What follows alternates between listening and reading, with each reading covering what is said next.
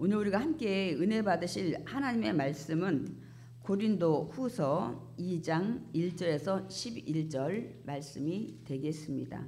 내가 다시는 너희에게 근심 중에 나아가지 아니하기로 스스로 결심하였노니 내가 너희를 근심하게 한다면 내가 근심하게 한 자밖에 나를 기쁘게 할 자가 누구냐. 내가 이같이 쓴 것은 내가 갈 때에 마땅히 나를 기쁘게 할 자로부터 도리어 근심을 얻을까 염려하며 또 너희 모두에 대한 나의 기쁨이 너희 모두의 기쁨인 줄 확신함이로라. 내가 마음에 큰 눌림과 걱정이 있어 많은 눈물로 너희에게 썼노니 이는 너희로 근심하게 하려 한 것이 아니요 오직 내가 너희를 향하여 넘치는 사랑이 있음을 너희로 알게 하려 함이라. 근심하게 한 자가 있었을지라도 나를 근심하게 한 것이 아니요 어느 정도 너희 모두를 근심하게 한 것이니 어느 정도라 함은 내가 너무 지나치게 말하지 아니하려 함이라. 이러한 사람은 많은 사람에게서 벌받는 것이 마땅하도다. 그런즉 너희는 차라리 그를 용서하고 위로할 것이니 그가 너무 많은 근심에 잠길까 두려워하노라. 그러므로 너희를 권하노니 사랑을 그들에게 나타내라. 너희가 범사에 순종하는지 그 증거를 알고자 하여 내가 이것을 너희에게 써노라. 너희가 무슨 일에든지 누구를 용서하면 나도 그리하고 내가 만일 용서한 일이 있으면 용서한 그것은 너희를 위하여 그리스도 앞에서 한 것이니 이는 우리로 사단에게 속지 않게 하려 함이라. 우리는 그 계책을 알지 못하는 바가 아니로라. 아멘. 오늘 설교 제목 함께 읽어보겠습니다. 눈물의 편지. 그래서 성경 공부를 많이 하신 분은 사도 바울이 눈물의 편지를 썼다는 얘기를 들어본 적이 있을 거예요. 그러나 또 처음 듣는 분도 계실 겁니다. 그래서 우리는 이제 고린도 후서 1장에서부터 고린도 교회 거짓 선생들이 들어와 가지고 사도 바울의 권위에 대해서 막 대적을 하고 또 사도 바울이 전하는 그리스도의 복음의 진리에 대해서 막 논쟁을 해서 문제를 일으켜서 교회를 혼란케 하고 어지럽게 한 것을 우리는 들었습니다. 이들 중에 그 거짓 선생들이 와서 주장할 때 거기 주동자들의 그 의견을 따르고 또 동조한 자들이 있었습니다. 바울이 그 얘기를 듣고 그 문제를 해결하기 위해서 고린도 교회를 방문을 했습니다. 여기에 이제 방문한 내용에 대해서는 기록이 안 돼 있지만 방문한 것을 우리는 본문을 통해서 알 수가 있습니다. 그런데 바울이 그 고린도 교회 문제가 일어난 문제를 해결하러 갔다가 그 문제를 해결하기는커녕 오히려 더 바울에 대한 큰 불신과 또 마음의 큰 상처를 받고 돌아오게 됩니다. 우리가 고린도후서 뒤에 부분들은 나가지 않았지만은 그 고린도후서 뒤에 부분은 보면은 바울은 이 고린도 교회를 이제 자기가 창립해서 세웠잖아요. 그대로 에베소에서 지금 복음을 전하고 있는데 두 번 너희에게 가려고 한다는 계획에 대해서 말씀하는 것을 볼 수가 있습니다. 그래서 한 번은 어차피 이렇게 분란이 있어서 이제 방문을 했고 두 번째 그 약속대로 또 교회를 방문하려고 하는데 이제는 방문의 계획을 이제 돌이켜서 편지로 대신하는 걸 볼 수 있습니다. 우리 고린도후서 1장 16절 읽어보겠습니다. 너희를 지나 마게도냐로 갔다가 다시 마게도냐에서 너희에게 가서 너희의 도움으로 유대로 가기를 계획하였으니. 그러니까 너희 교회에 고린도 교회를 갔다가 그 위에 있는 마게도냐를 갔다가 마게도냐를 거쳐서 다시 내려올 때 너희 교회를 들려서 연부한 헌금 가지고 내가 예루살렘으로 가려고 계획을 했다고 말씀하고 있습니다. 그러나 이런 분란 가운데 교회를 방문했다가 이런 어려움을 처한 이제 사도 바울이 두 번째 방문을 취소하고 이제 편지를 써서 보내는 내용에 대해서 이제 한 것이 이제 이 고린도후서 우리가 2장을 통해서 알 수가 있습니다. 사실 다시 보낸 편지의 내용은 지금 분실이 돼서 없어요. 사도 바울이 편지를 우리는 고린도전서, 고린도후서 하니까 2번 쓴 이 편지만 남아 있고, 고린도전서 전에도 우리가 고린도전서 나갈 때 먼저 보낸 편지가 있었음을 알 수 있어요. 그러나 소실돼서 기록이 남아 있지 않습니다. 그리고 지금 고린도후서 바로 전에도 그런 문제로 말미암아 방문 대신 편지를 쓴 오늘 설교 제목처럼 눈물의 편지가 있었는데, 그거 역시 소실이 돼서 지금은 기록에 남아 있지 않습니다. 우리는 이제 이런 성경의 본문들 가지고 우리가 이제 추정을 하는 거죠. 그러니까 이제 왜 가지 않았냐면, 그 첫 번째 방문 때 가서 문제를 해결하려고 했다가 더 많은 큰 불신과 마음의 큰 상처, 그리고 그때 고린도 교회가 막 더 혼란한 거예요. 정리가 안 되고, 그렇게 말미암아 이제 두 번째 방문을 눈물로 쓴 편지를 대신해서 보냈다는 것을 이제 본문을 통해서 우리가 알 수가 있습니다. 우리 고린도후서 2장 1절 우리가 읽어보겠습니다. 내가 다시는 너에게 근심 중에 나아가지 아니하기로 스스로 결심하였노니. 내가 너희 교회가 너무나도 혼란하고 문제가 많이 있다는 그런 마음을 가지고 다시 내가 너희를 방문하지 않기로 내가 결심을 했다는 것을 말씀하고 있습니다. 그러니까 보낸 편지의 내용은 아마 그런 어려움, 혼란, 또 상처받고 돌아가서 쓴 편지라, 그 눈물의 편지에는 굉장히 교회에 대한 꾸짖음, 잘못된 부분들이 굉장히 있었을 거예요. 무겁고 정말 아픈 내용이 기록이 되어 있었을 것으로 우리가 알 수가 있습니다. 그런데 사도 바울이 오늘 이 서신의 본문을 통해서 내가 그렇게 너희를 질책하고 꾸짖고 이렇게 쓴 내용은 너희를 미워해서도 아니고 너희를 마음에 아프게 하려는 것도 아니라 교회를 바로잡기 위해서 내가 너희를 사랑하기 때문에 내가 이런 편지의 내용을 보냈노라고 오늘 말씀하는 것을 볼 수가 있습니다. 우리도 어때요? 우리 자녀가 막 위험한 행동을 했어. 막 찻길에 확 들었다든지 막 어떤 거 위험한 걸 만졌다든지, 그러면 우리가 그때 순간적으로 너무너무 막 크게 화를 내잖아요. 그리고 혼내잖아요. 그 이유는 뭡니까? 자녀가 미워서가 아니잖아요. 다칠까봐 염려했던 부분에 순간 놀래서 그렇게 크게 질책을 할 수도 있고, 다음번에 다시 이런 일이 일어나지 않게 하기 위해서 우리가 굉장히 정말 엄중하게 자녀를 혼내릴 때가 많이 있는 것입니다. 사도 바울이 이런 경우와 같은 경우입니다. 이들이 너무나 많은 진짜 하지 말아야 될 이런 많은 잘못도 했지만은 두 번 다시 교회 안에서 이런 문제가 생기지 않게 하기 위한 그런 질책이었다는 것을, 그러니까 결국은 겉보기에는 굉장히 마음 아픈 이런 사연들이지만은 너희를 사랑하는 마음으로 기록한 것이라고 이제 말씀을 하고 있습니다. 그래서 그 얘기가 이제 고린도후서 2장 4절에 기록이 되어 있습니다. 우리 고린도후서 2장 4절 읽어보겠습니다. 내가 마음에 큰 눌림과 걱정이 있어 많은 눈물로 너희에게 썼노니 이는 너희로 근심하게 하려 한 것이 아니요 오직 내가 너희를 향하여 넘치는 사랑이 있음을 너희로 알게 하려 함이라. 내가 큰 눌림과 걱정이 있어 정말 어떻게 해야 될지 이런 마음에 답답한 걱정, 근심이 있어서 눈물로 너희에게 썼다는, 그래서 눈물의 편지라고 우리는 이 편지가 지금 남아있지는 않지만 이것을 우리가 이제 짐작을 하는 겁니다. 여러분, 사랑할 때 눈물로 우리가 호소할 때가 있다는 걸 여러분 아십니까? 여러분, 눈물로 호소한 적이 없으면 행복한 것입니다. 저는 눈물로 호소한 적이 있는 것 같아요. 특히 자녀 교육 때 정말 가슴이 너무 아픈 거예요. 내가 사랑해서 교훈하고 책망을 하는데 그래도 그 부모의 마음을 헤아리고서 들어주는 게 아니라, 그러지 않고 계속 또 변화가 없을 때, 그런 일이 계속 반복될 때 나중에는 너무너무 막 답답하고 이제 감정이 이제 복받쳐 올라와서 눈물로 호소하잖아요. 제발 좀 어떻게 달라졌으면 좋겠다. 제발 어떻게 해줬으면 좋겠다.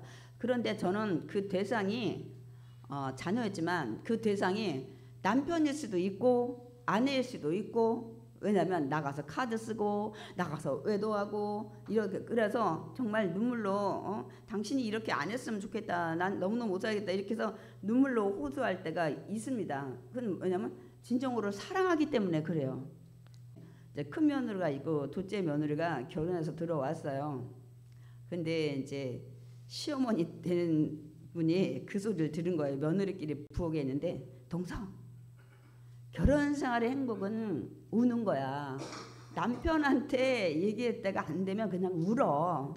울으면 다 되더라. 이렇게 얘기를 하고 시어머니인 분이 듣고 기가 막혀서 그 얘기를 하더라고요. 아니 동서한테 가르칠 게 없어서 무슨 문제가 있으면 울으라고 가르쳐줬다 이거예요. 어떻게 보면 글쎄 그게 지혜인지는 모르지만 이제 눈물은 감정이 굉장히 거기에 들어 있잖아요. 근데 우리가 이제 뭐 남편을 이 잡기 위해서 눈물로 호소하는 것도 있지만 정말 제대로 서로 행복하게 살기 위해서 또 간절히 호소할 때도 있죠. 근데 자녀의 문제도 그렇고 부부간의 문제도 있고 부모간의 문제도 있고 이럴 때 많이 있습니다, 여러분. 근데 사도 바울이 사역하면서 눈물을 많이 흘렸어요. 고린도전서 1장 보면 굉장히 막 강합니다. 사도 바울이 질책할 때는 굉장히 매섭습니다. 그럼에도 불구하고 한쪽에는 이렇게 눈물로 호소할 때가 많이 있어요. 그 우리가 사도행전 20장도 우리가 나갔지만은 그 에베소 장로들 작별할 때 거기에서도 그 얘기를 합니다.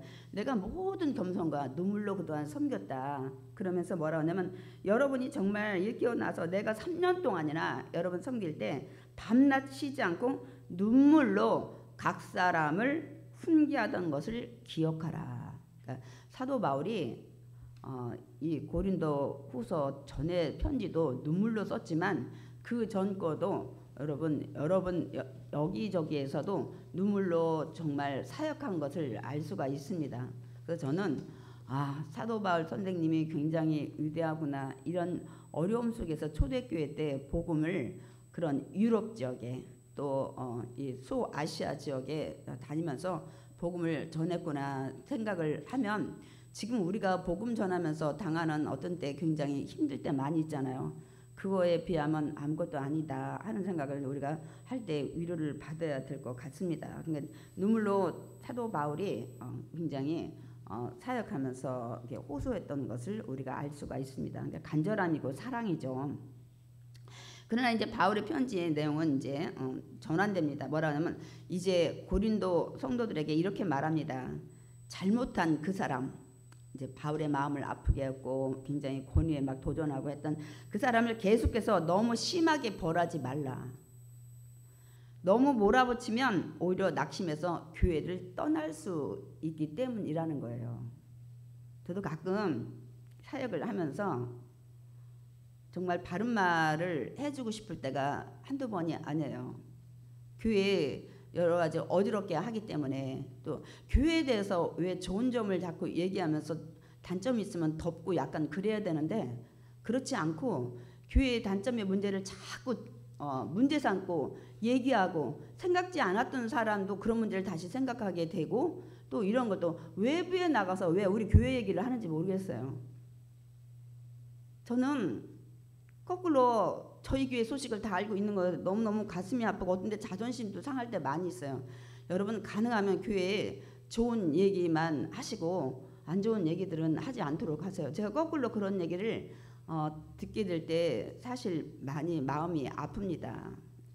그러니까 제가 여러분이 어떤 모임 이런 거 할 때 제가 많이 반대하는 이유는 정말 모여서 야 나는 어떤 말씀을 들으니까 너무너무 은혜스럽더라. 그리고 은혜의 간증을 한다든지 야 우리는 신앙생활 이렇게 해야 될 것 같아. 내가 간증을 들었는데 어떤 사람은 너무너무 야 이렇더라. 우리가 좀 본받아야 될 것 같아. 이런 얘기가 70%는 돼야 되는데 매일 교회에 대해서 비교하고 뭐 수준이 어쩌고 정말 그런 얘기 저런 얘기 막 여러 가지 얘기가 많이 들려올 때 정말 전 나름대로 최선을 다하고 성도들 입장에서 하려고 할 때 이럴 때 정말 마음이 아파요. 근데 사도 바울은 자기의 그런 그 사도권에 대해서 도전받고 했을 때 얼마나 마음이 아프겠습니까? 오늘 그 말씀처럼 너무 몰아붙이면 교회를 떠날 수 있어요. 저는 왜 못하냐면 교회를 떠나서 다른 교회 가시면 다행이야. 근데 제가 그분의 신앙을 볼 때 쉽지 않을 것 같아. 교회를 떠나서 다른 교회 다시 찾아가지가 않을 것 같아서 제가 참을 때가 많이 있어요. 이분이 지금 교회를 여서 떠나면 다른 교회를 찾아서 나는 구원받아야 돼. 또 그럴 분 같으면 그러지도 않겠지만은 그렇지 않을 것 같아서 어떻게든지 여기서 믿음 성장하게 해서 천국 가게 해야 되겠다는 그런 마음으로 제가 참을 때가 많이 있어요. 사실 교회에서 칠이나 징계나 권면이 사실 필요합니다. 근데 현대 사회는 그걸 많이 못해요. 왜 그러냐면 옛날처럼 교회가 적을 때는 그렇게 했는데 지금은 교회가 너무 많아요. 우리 능곡동에도 보면은 교회가 상가마다 있어. 야, 이 교회 아니면 뭐 다른 교회 없냐 막 이렇게 하기 때문에 많은 주회종들이 성경의 말씀대로 그렇게 하지 못하는 경우가 너무 많이 있습니다. 참으로 좀 안타깝습니다. 그 바른 소리도 해서 또 치리도 하고 해야 되는데 교회를 이제 떠나는 것까지 좋은데 믿음까지 떠나고 하나님 떠날까봐 저는 이제 그런 염려 때문에 어떤 데는 옳은 소리 못하고 있을 때가 많이 있는데 우리는 진짜 함께 더불어서 천국 가는데 동행자가 되어야 될 줄 믿습니다. 아멘. 성경에도 7번뿐만 아니라 70번씩 7번이라도 용서하래잖아요. 그만큼 웬만하면 용서하라는 말씀을 하고 있습니다. 에베소에도 불쌍히 여기며 서로 용서하되 하나님이 그리스도 안에서 너희를 용서하심 같이 하라. 그러니까 그리스도 안에서 하나님의 우리 죄를 용서하셨으니까 우리가 지금 믿음 안에서 살아가고 또 천국 갈 수 있는 자녀가 되고 자격이 되는 거지. 정말 하나님이 그리스도 안에서 십자가에 매달려서 우리 죄와 허물을 다 덮지 않았으면 우리는 온전히 살아가지 못하고 물론 천국도 갈 자격이 없습니다. 그래서 우리는 기독교는 사랑이다. 물론 우리가 요한일서에도 보면 하나님은 사랑이시다라고 말씀하는데 모든 사람이 그래서 우리가 힘들고 어렵고 죄를 지은 사람, 연약한 사람도 사랑으로 안아야 합니다. 우리 기독교에는. 그런데 저는 이 얘기는 반드시 해주고 싶은데 이 얘기들이 강단에서 선포가 잘 안 되고 있어요. 굉장히 중요한 얘기예요.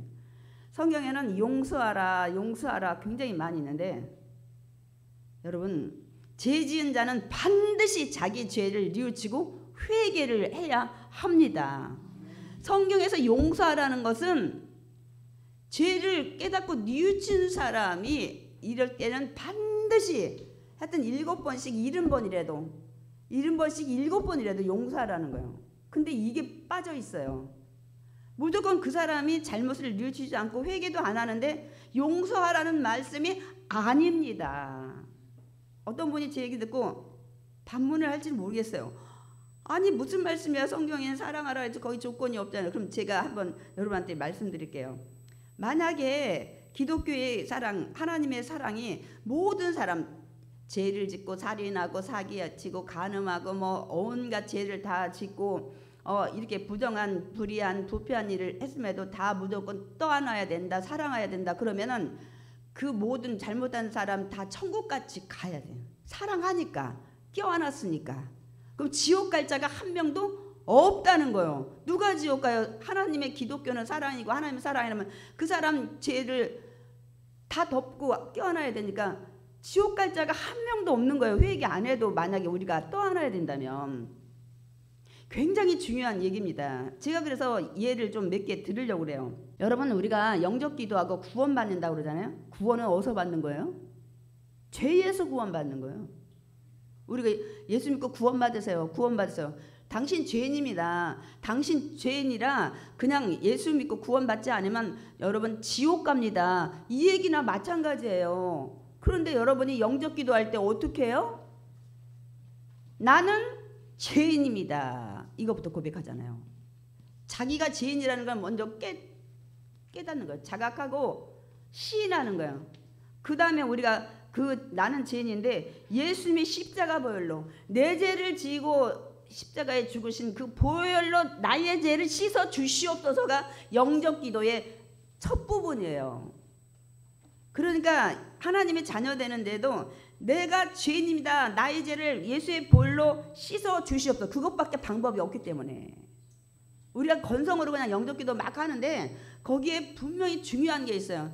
나는 죄인인데 나 회개하고 싶으니까 예수의 보혈로 나를 용서하여 주시옵소서. 그래서 나는 하나님의 자녀가 되고 뭐 이렇게 하면서 하나님은 나의 아버지가 되시고, 여러분 영적 기도에도 회개하는 자에게 하나님의 구원이 있다는 것을 말씀하고 있어요. 근데 이 중요한 걸 다 놓쳐요. 그리고 또 이렇게 생각하시는 분이 있을 거예요. 또 성경에는 또 이런 얘기도 있죠. 예수님이 용서하라 하면서 예수님 십자가에서 이 얘기 하시죠. 아유, 십자가 매달리셔서 그러잖아요. 저들의 죄를 용서하여 주시옵소서. 아니, 저들이 예수님 십자가에 못 박아 죽이는데 저들의 죄를 용서하여 주시옵소서. 그런데 그 다음 예수님 뭐라고 하셨어요? 저들이 한 것을 깨닫지 못하고 있나이다. 깨닫지 못하니까 지금 이 일을 하지, 저들이 깨닫고 나면 회개할 겁니다. 그러니까 지금 몰라서 하는 거니까. 우리도 몰라서 할 때는 용서를 많이 하잖아요. 다 회개가 들어있어요, 여러분. 회개 안 해도 용서하고 사랑한다면 다 천국 가야 돼요. 회개, 살인죄, 강간죄 이런 거 다 졌는데 그러면 그 사람이 회개 안 해도 그렇게 하나님 사랑으로 안 해야 된다면 지옥에 갈 자는 한 명도 없다는 거예요. 우리가 알아야 될 거는 반드시 죄를 진 자는 자기 죄를 깨닫고 회개할 때 구원의 문이 열리고 천국의 문이 열리고 아버지 은혜가 있는 것입니다. 근데 왜 이런 말씀이 점퍼가 안 돼서 제가 많이 답답하고 어떤 때 놀랄 때도 많이 있습니다, 여러분. 그리고 만약에 다 용서하는 것 같으면 예수님이 이 말씀 안 하셨어요. 예수님께서는 마태복음 18장 15절에서 17절 이렇게 이제 뭐라고 말씀하시냐면, 죄를 범하는 형제가, 근데 그 형제가 끝까지 자기 죄를 시인하지 않아, 그리고 돌이키지 않아, 그런 자는 교회에서 어떻게 치리를 하고 어떻게 해야 되는지에 대해서 말씀을 하고 있습니다, 여러분. 첫 번째 뭐라고 하냐면, 그 형제가 죄를 졌으면 그 형제와 내가 아는 1대1로 만나라는 거예요. 여러분 이거 확실히 아셔야 돼. 누가 잘못하면 막 여러분 막 그냥 입술로 막 다 전하는데 저분이 뭐가 잘못 있구나 그러면 여러분이 1대1로 만나서 권면하라는 거예요. 권사님, 집사님, 성도님 이렇게 하면 안 되잖아요 하고 권면했는데 그래도 안 들어. 그리고 자기 잘못을 시인하지 않아. 그러면 그때 한두 사람, 두세 명을 가서 그 사람들이 아이고 집사님이 잘못했구만, 이런 일은 그렇게 하면 안 돼 하고 얘기했음에도 불구하고 듣지 않고 여전히 죄를 자인하지 않고 여러분 그 회개하지 않는다면 그때는 그 3단계로 교회에 얘기하라는 거예요. 당회에 얘기하든 주회종 얘기하든. 그러니까 처음부터 막 교회에다 소문내고 그렇게 하지 말라는 거예요. 그리고 뭐라고 했냐면, 교회에서 주회종들이 권면하든지 그렇게 하고 또 당회에서도 그런 장로님이나 직분자들이 권면해도 안 들으면 그때 예수님이 뭐라고 하시나? 그래도 품어라, 그게 아니야. 뭐라고 말씀하셨냐면 이방인과 세리같이 여기라는 거야. 제가 아까 말씀드렸던 것처럼 회개도 안 하는 자를 사랑으로 다 품어야 된다면 예수님이 이 얘기 안 하시지. 품어라고 그러지. 왜 예수님이 이방인 뭐야? 불신자같이 여기고 세리, 죄인처럼 여기라는 거예요. 만약에 사랑으로 회개도 안 하는 사람 다 받아들이면 예수님 이 말씀 하지 마셔야 돼요. 그래 안 그래요? 내치라는 거예요. 불신자 취급하라는 거예요. 죄인 취급하라는 거예요. 여러분 하나님의 사랑에는 반드시 내가 죄인이라는 거, 내가 회개하고 돌아올 때 구원이 있고 사랑이 있고 은혜가 있고 축복이 있다는 사실을 아셔야 돼요. 그래서 제가 항상 하나님은 거룩하시기 때문에 죄가 있으면 나와 하나님과의 막힌담이 있기 때문에 내 기도도 소통이 안 되고 하나님의 축복의 통로도 흘러오지 않기 때문에 언제든지 내가 어렸을 때든지 언제든지 10년이든 20년 전에 잘못한 거 있으면 먼저 와서 회개 기도하라고 제가 항상 얘기하잖아요. 근데 여기에서 오늘 여기 누구라고 지적은 하지 않고 있지만 본문에서 나오는 그 큰 잘못을 한 사람, 그러니까 바울과 교회의 큰 잘못을 한 사람은 오늘 내용을 볼 때 자신의 잘못을 깨닫고 회개한 것으로 보입니다. 회개 안 했으면 사도 바울도 이제는 그만 몰아치고 좀 사랑하라고 용서하라고 하지 않았을 것입니다. 우리 고린도후서 2장 6절 읽겠습니다. 이러한 사람은 많은 사람에게서 벌 받는 것이 마땅하도다. 이미 이 사람은 많은 사람한테 여기서 이제 7일을 받아가지고 교회를 쫓겨나든지 그러지는 않았던 것 같아요. 교회에 남아있는 거 보니까 비난과 책망을 받은 것을 사도 바울의 편지 내용을 통해서 알 수가 있습니다. 이 사람이 많은 사람에게 비난과 책망을 받고 회개치 않았다면 창피해서라도 지금 교회에 남아있지 않을 거예요. 아니 그 많은 막 지적과 비난과 책망을 듣고 아 내가 잘못했구나, 나는 이제 그걸 용서 하나님 앞에 빌고 내가 올바로 살아야 되겠다 하니까 남아있지. 이 사도 바울 말씀처럼 많은 사람에게 벌 받았다고 하는데 이 사람이 창피해서 남아있겠어요? 자기 자신의 잘못을 깨달았기 때문에 남아있는 것을 우리가 알 수가 있습니다. 그러나 아직도 그 사람이 회개하고 이제 깨달았는데도 교인 중에는 여전히 비난의 눈으로 그를 바라보고 또 어떤 사람은 더 나가서 더 엄한 징계를 내려서 내쫓든지 진짜 이렇게 해야 된다고 주장하는 자들이 있었던 것 같습니다. 그래서 바울이 이제 그만 그를 용서하고 사랑으로 품어야 한다는 것을 말씀하고 있습니다. 그 사람이 회개했기 때문에 그렇습니다. 우리가 그 사람이 회개하면 받아들여줘야 돼요. 아니 자녀도 누구도 잘못했다고 하면 받아줘야지. 근데 이건 있죠. 습관성인 사람이 있어요. 잘못했다고 내일 또 해. 며칠 있다 또 해. 또 잘못했대. 좀 변화가 있어야 되잖아요. 근데 습관적으로 하는 건 이건 안 됩니다, 여러분. 그래서 우리가 사랑하고 용서하고 받아줘야 됩니다. 그 얘기를 또 고린도후서 2장 7절에 말씀하고 있습니다. 우리가 보겠습니다. 그런즉 너희는 차라리 그를 용서하고 위로할 것이니 그가 너무 많은 근심에 잠길까 두려워하노라. 그런즉 너희는 이제는 그를 용서하고 위로하라는 거예요. 그가 깨닫고 회개했는데 그렇게 계속 비난하고 더 징계해야 된다고 막 이렇게 얘기를 하면 그 사람이 어떻게 해요? 이제 슬픔에 근심에 잠길까 두려워하느라. 근심에 잠기면 그 사람은 어떻게 해요? 너무 뭐라고 지금 아까도 말씀드렸지만 낙심해서 교회를 떠나는데 교회를 떠나가도 다른 교회 가면 다행인데 하나님 떠나고 믿음 떠날까 봐 염려스러운 겁니다. 그렇기 때문에 이 얘기를 해요. 그러니까 잘못한 사람이 여러분 진심으로 느끼면 반드시 용서하고 사랑을 해야 됩니다, 여러분. 그러니까 교회는 서로 질책하고 비난하는 장소가 돼서는 안 돼요. 결론적으로는 용서하고 회복하는 그런 장소가 되어야 될 줄 믿습니다. 아멘. 그러니까 하나님의 사랑은 어떤 사랑이라고요? 무조건 막 우리가 보면 잘못 성경을 이해하면 막 그냥 죄인도 막 그냥 회개도 안 하는데 다 품는 거지. 그럼 다 품면은 지옥에는 텅텅 비어야 돼요. 그게 아니라는 사실이에요. 회개하고 돌아오면 어떤 자라도 다시 받아준다는 거예요. 그래서 저는 너무 감사한 게 어떤 죄를 질 수 있죠. 연약하니까 인간은 정욕도 많고 욕심도 많고 또 작심삼일할 때도 많은. 그러나 하나님은 회개하면 언제든지 다시 받아준다는 사실, 이게 너무 감사한 거예요. 그렇다고 또 그거를 또 비밀로 오늘 잘못하고 내일 회개하고 모레 잘못하고 그 다음 날 또 회개하고 그거는 아니고 하다 보면 실수도 있고 하기 때문에 그런데 회개하고 돌아오면 하나님은 언제든지 어떤 자라도 받아주는 것이 하나님의 사랑입니다. 네, 세상에서는 그렇지 않습니다. 제가 항상 다시 한번 말씀드리지만 회개해야 돼요.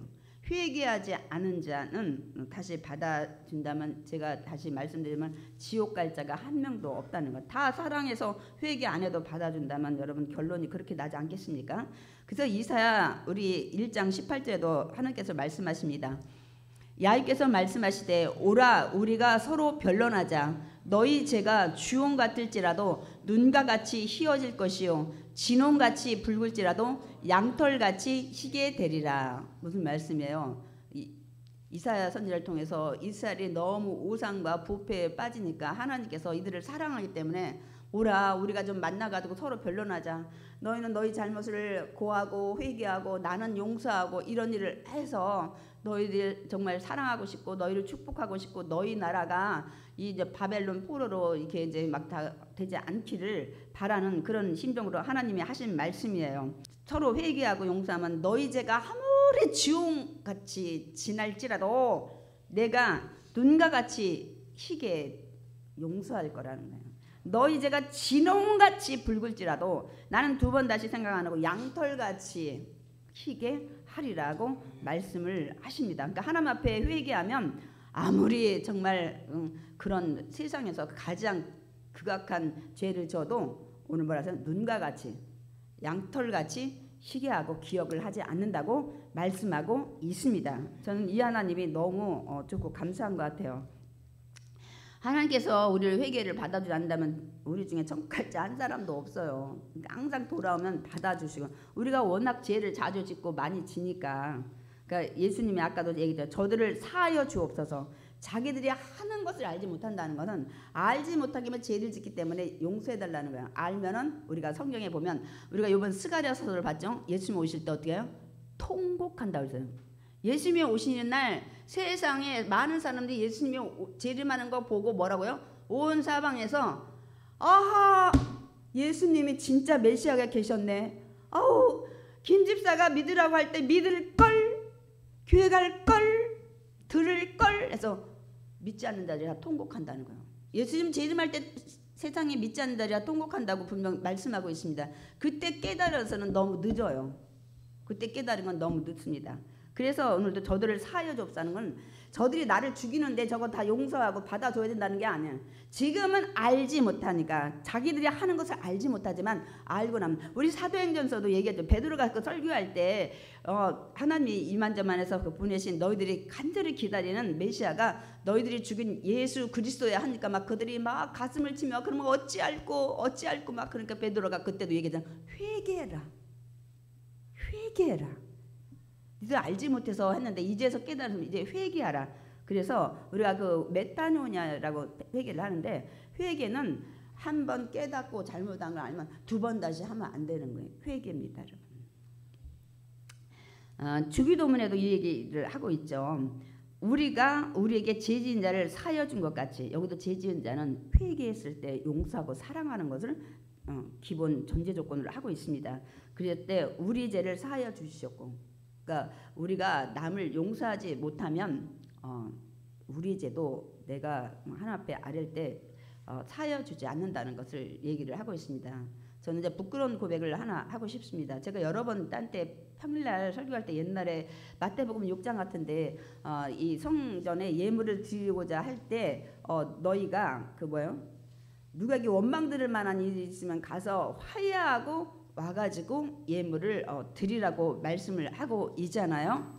그때 제가 여러 번 얘기했어요. 나도 그러면 하나님 앞에 예배 드리고 제물 드리기 전에 정말 원망 들을 만한 일이 있을까, 이런 생각했을 때 제가 한 여의도에 사역하던 선배가 생각이 났다고.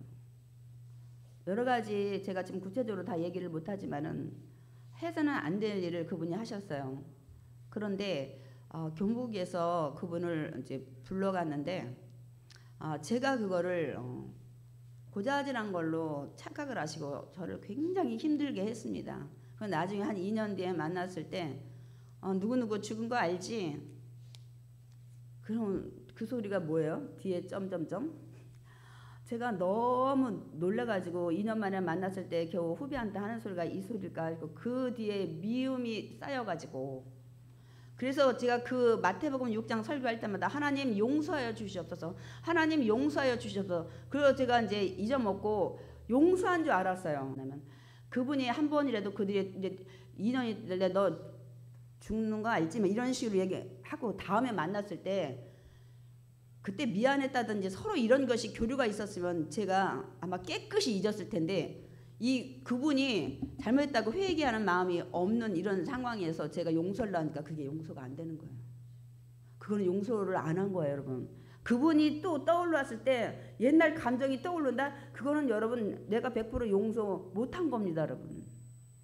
그래서 저는 그분을 다시 한번 만나고 싶은 거예요.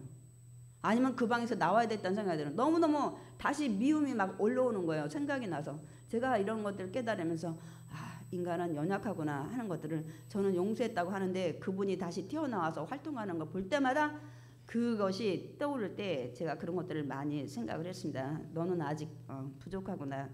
그리고 이런 부분에 대해서 좀 생각을 하게 됐습니다. 회개를 해서 미안하다는 걸 서로 주거니 받거니 했을 때, 아까 변론하다처럼 이랬을 때 서로 용서가 100% 되는구나. 내가 아무리 하나님이 용서하고 네가 죄 있으면 안 된다 하니까 용서해야지. 난 용서했어 했는데 현실에 그런 문제가 하니까 다시 그 것들이 상기가 되더라고요. 그래서 이런 것들이 좀 필요하겠구나 하는 생각을 제가 했습니다. 바울은 이제 고린도 성도들이 회개한 자를 자발적으로 좀 스스로 용서하고 사랑하게 하기 위해서 많은 노력을 하는 걸 볼 수 있습니다.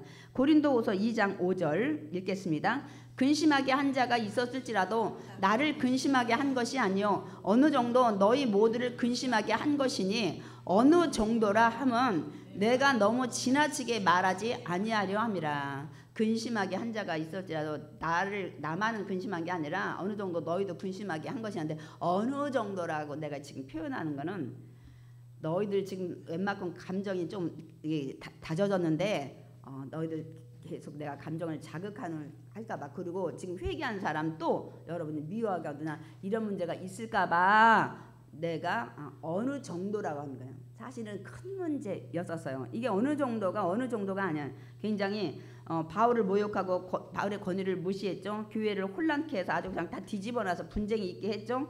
그러니까 어느 정도라고 표현한 거는 사실 작은 문제가 아니라 큰 문제였음에도 이렇게 한 거는 바울이 이제 이들을 가해자 교회 성도들을 이제 감정을 좀 다스리게 하기 위한 이런 지혜도 필요한 거예요. 이게 지금 그래서 제가 사도 바울을 존경하게 됐다니까요. 저는 못할 것 같아요. 죄송해요. 제가 사도 바울 같은 사도가 목회자가 아니어가지고 늘 기도하고 있습니다. 또한 이제 바울 자신은 이미 용서를 했어요. 편지를 보면. 그런데 이렇게 얘기해요. 너희가 용서하면 나도 용서할게. 나 진짜 굉장히 마음에 상처 많이 받았잖아.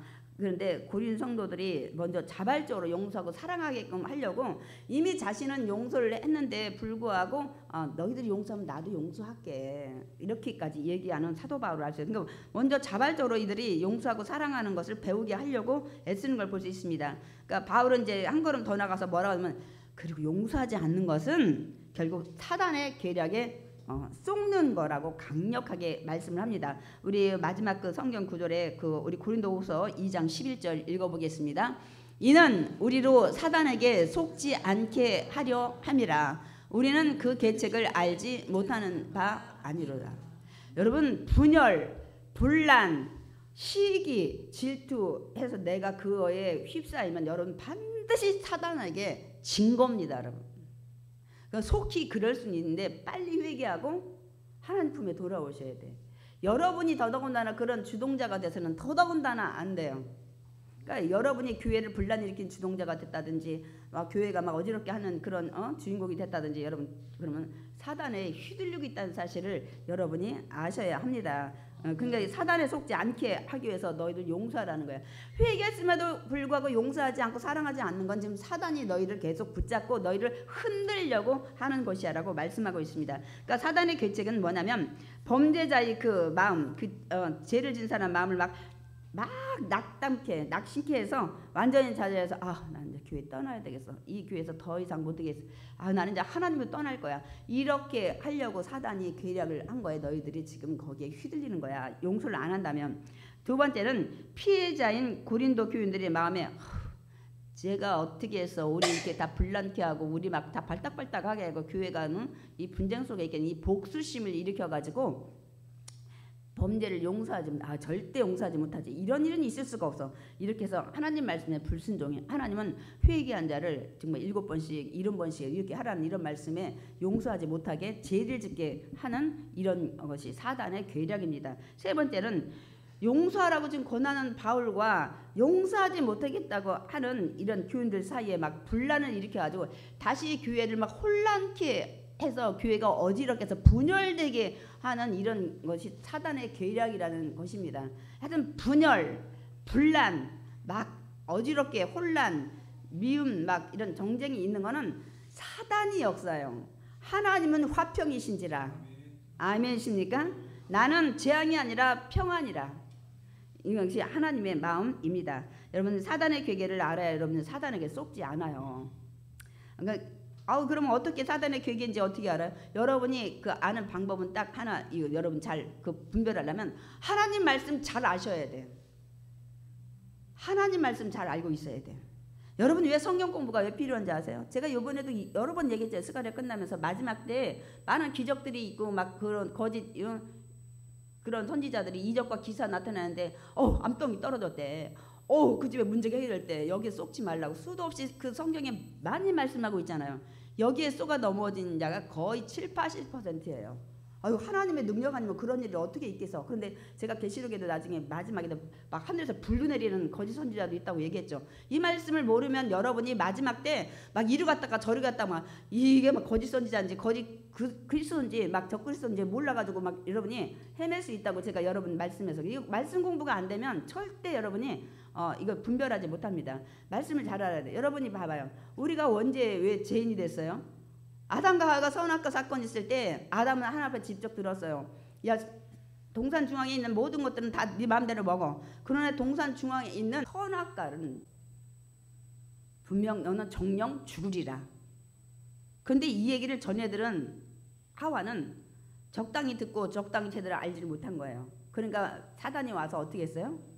야, 하나님이 저 나무 먹으면 안 된다고 하더냐? 그러니까 하와가 이러잖아요. 아이고, 만지지도 말라고 그랬고 먹지도 말라고 그랬고 또 죽을까 하노라. 죽는다고 그랬지. 누가 죽을지도 모른다고 이렇게 얘기한 거 아니야.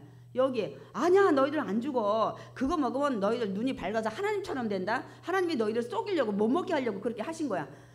말씀을 모르니까 거기 넘어가가지고 하와가 따먹고 또 아담에게 줘가지고 우리가 지금 완전히 죄인에 대해서 우리가 흙으로 가야 되고 고통 가운데 땀 흘려 해야 되는 이런 인생을 살아가잖아요. 근데 하나님은 사랑이시라 그야말로 우리를 다시 또 이 땅에 예수님을 보내셔서 믿는 자는 우리 그 모든 죄를 덮어주시는 거예요. 우리가 믿을 때 우리는 나는 죄인이다 고백을 하면서 회개를 하기 때문에 그렇습니다, 여러분. 또 예수님도 역시 그 금식을 40일 하고 나갔을 때 뭐라고 해요? 사단이 너 지금 금식에서 막 아무거나 다 떡덩이로 보이지. 이 돌덩이 네가 하나님의 아들이라면 너가 해봐. 이거 떡덩이로 변할 거야. 막 그렇게 유혹을 하니까 예수님이 딱 얘기하죠. 하나님 말씀하셨다. 사람이 떡으로만 사는 것이 아니라 하나님의 입으로 나오는 말씀으로 살 것이라서 마귀를 대적해버렸잖아요. 근데 두 번째 또 뭐라고요? 성전 높은 꼭대기 높은 올라가서 뛰어내려. 너 하나님 아들이잖아. 정말 하나님 살아계시면 너 떨어지기 전에 딱 바칠 거야. 그러니까 하나님이 살아계시면 네가 정말 살 수 있는지, 땅에 떨어져도 나 박살나는지 한번 시험해보란가. 주 너희 하나님은 시험하지 말라. 예수님이 또 두 번째 이 사단의 유혹을 딱 반격하는 걸 볼 수 있습니다. 세 번째는 이제 정말 더 높은 떠나만 꼭대기에 올라가서 세상을 보여주면서 뭐라고 그래요? 야, 나한테 경배해봐. 내가 지금 보이는 세상 너희한테 다 줄게. 그러니까 예수님이 또 말씀으로 하잖아요. 하나님께서 이렇게 말씀하셨어. 주 너희 하나님만 경배하라. 이 말씀을 모르면 이런데 유혹에 빠지고 넘어질 수가 있습니다, 여러분. 그래서 여러분이 사단의 괴계를 여러분이 이기기 위해서는 말씀 잘 하셔야 돼. 말씀이 다 있어요. 이길 수 있는 방법, 모든 것들을 말씀하고 있습니다. 또한 두 번째, 늘 성령 충만해야 사단의 괴력에 넘어지지 않습니다, 여러분. 마지막 결론입니다. 여러분, 하나님의 사랑 우리 다 입은 사람이에요. 하나님 어떻게 했어요?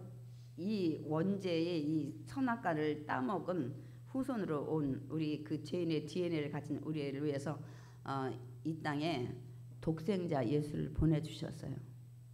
그리고 그 독생자 예수 그리스도는 자기 하나밖에 없는 생명을 십자가에서 우리 죄와 허물 모든 것을 덮기 위해서 죽으셨습니다. 우리는 그 사랑을 입은 자들입니다. 그렇기 때문에 1만 달란트하고 데나리온 그 있잖아요. 내가 이렇게 큰 용서했는데 몇백 데나리온도 용서 못하냐고 예수님 비유를 말씀하셨잖아요. 우리는 그 큰 사랑을 입었기 때문에 이 지극히 연약한 인간들이 사는 잘못했을 때 회개하면 반드시 용서하고 사랑해야 될 줄 믿습니다. 그래서 교회가 회복되는 교회가 되어야 될 줄 믿습니다. 그리할 때 하나님께서 저와 여러분을 기뻐하시고 또 그런 교회를 하나님이 기뻐하실 줄 믿습니다. 아멘.